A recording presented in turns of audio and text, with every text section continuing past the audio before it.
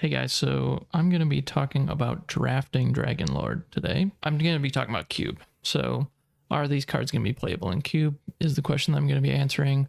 So, if you don't know, I have a 360 card cube that I maintain, and sometimes we draft. If you want to draft with us, we draft Wednesday evenings at 7:30 p.m. Eastern Time.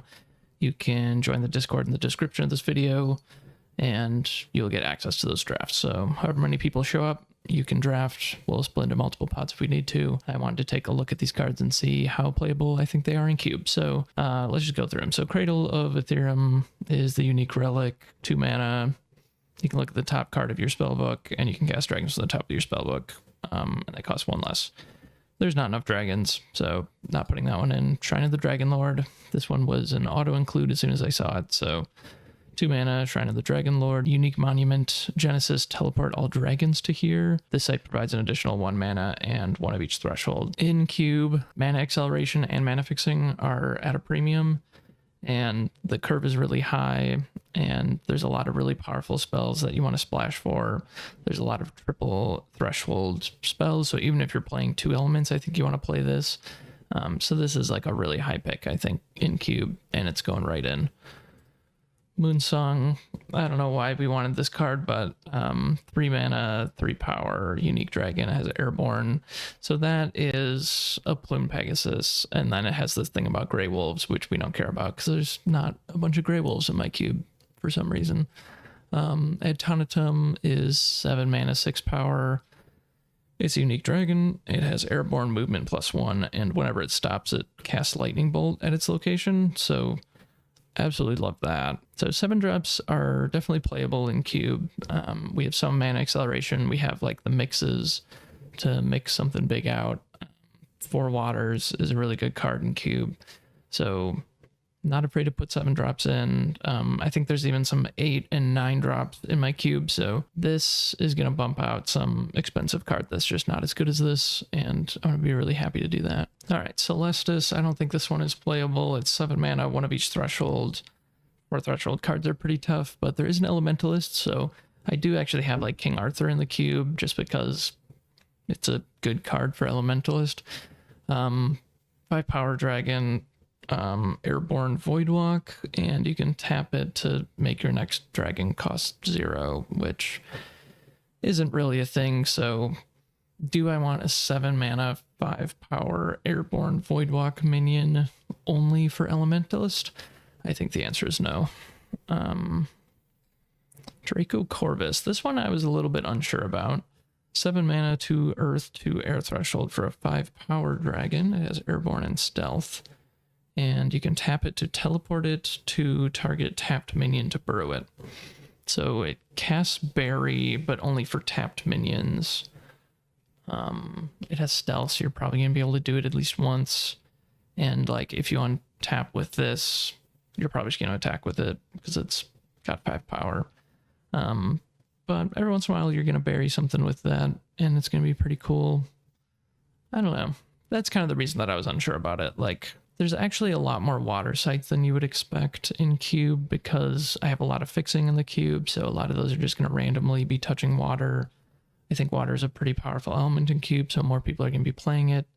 So you're not going to be able to bury stuff all the time, and like even if half their sites are water sites and half of their sites are land sites, they can just put their stuff on the water sites once they see this hit the board, because you play it, you have to wait a full turn, and then you can start burying stuff. So that makes it a little bit awkward. I don't think you're really just going to be tapping this thing to bury something every turn, but the threat of activation is very real. Sometimes they aren't playing any water, and you're not playing water because you're in earth and air, and you can kind of just own people sometimes with this. So kind of a swingy card. I think it's always going to be great though. So I did put this in the cube after thinking about it a little bit. Ignis Rex. This one did make it.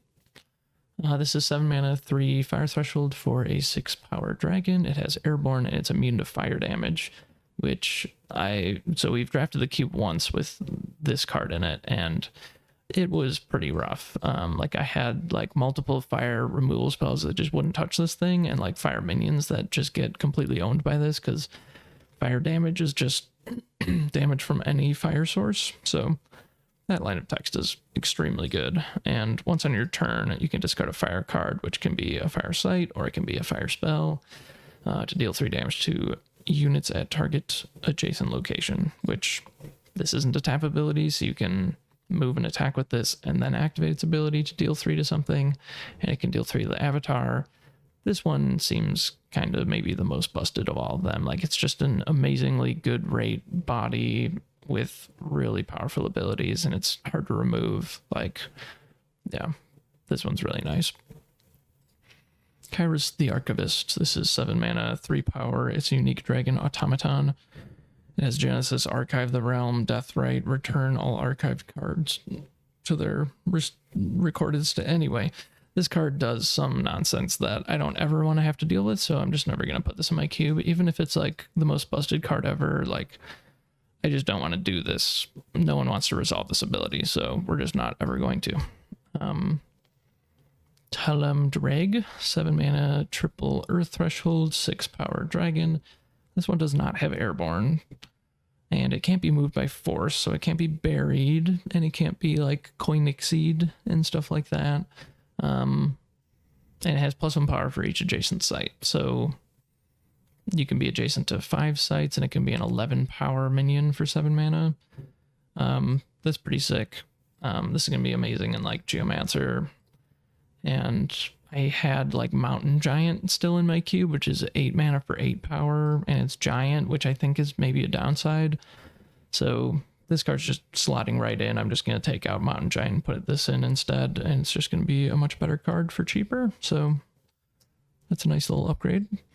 And Vatten Draconis, 7 mana, 3 water threshold, 6 power.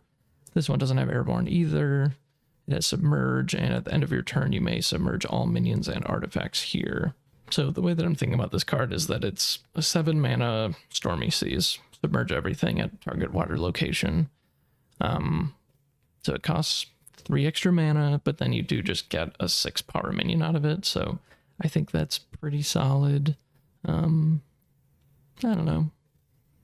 That's kind of it. I mean, I think that's going to be pretty good. I think this is maybe the lowest. This is maybe the worst of the single element dragons, but I think it's still playable. I'm going to try it out in the cube. This is the Dragon Phoenix, 7 mana, double water, double fire for 5 power, airborne. At the end of your turn, you may choose 3 of your dead minions, banish 2 to return the remaining 1 to hand.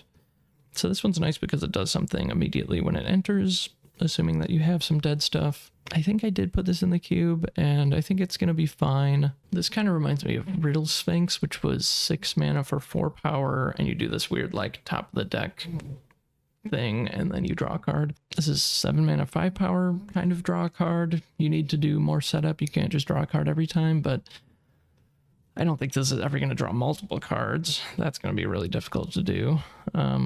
But it's fine. It's solid. I think people will probably play this, and there's kind of some junk in the cube that I could just make room for this. I'm going to skip Dragonlord. Dragonlord's Lair, it cares about dragons. They cost 1 less and no threshold. I'm not putting that in the cube unless we have like 40 dragons or something ridiculous in the cube, and that's never going to happen. This is Dragonlord. So 20 health, 1 power avatar, tap, player draw a site. Before setup, set aside a unique dragon once on your turn. If you meet its threshold, you may pay 3 to gain its abilities this turn. So I made a house rule for this card. You can just choose any unique dragon. This is all the unique dragons. I thought there was one that was in a different set, but it turns out that they were all elite for this. So someone did draft it the other day when we drafted our cube with the new rules. So someone took Dragonlord and they used Draco, Corvus, I think every game, because they were just earth air, and they tried it out, and it turns out like this is pretty busted. So it's just 3 mana, tap your avatar to bury something every turn. Yeah, that turned out to be pretty insane, but I could see doing the other ones. Like, I think Ignis Rex could be pretty powerful. Like, 3 mana just turn something into a minor explosion. That's pretty nuts. I don't think Celestis or Moonsong or this one is gonna probably see any play, but yeah, maybe the earth one, maybe the air one. I'm kind of iffy on that one. But yeah, Draco Corvus seems pretty amazing. Ignis Rex seems great. So I guess there's not really a great water one, but maybe someone will try it out and it'll be better than we think it is. But yeah, that's kind of where I'm at on that. I think it's going to be a pretty powerful avatar. So I took out Witch and I took out Death Speaker because it just wasn't happening. And I put in Sorcerer and I put in Dragonlord, and I think that's going to be a pretty nice change. Obviously, Sorcerer is great. I just didn't have it in there because I just don't really like the avatar, but we kind of want there to be an aggro deck in the format, and just having Sorcerer in the cube is a good way to do that. Anyway, so that is my review of the Dragonlord cards for Cube. It's just going to be kind of a short one. And if you want to draft Cube with us, you can show up and vote in the poll. I post a poll every week. So if you want to draft Cube, just vote for Cube, or you can vote for multiple things. If there's a regular set that you want to draft, or you want to draft Cube, you can do that. All right, thanks for watching this video. That'll be it for this one. Bye, guys.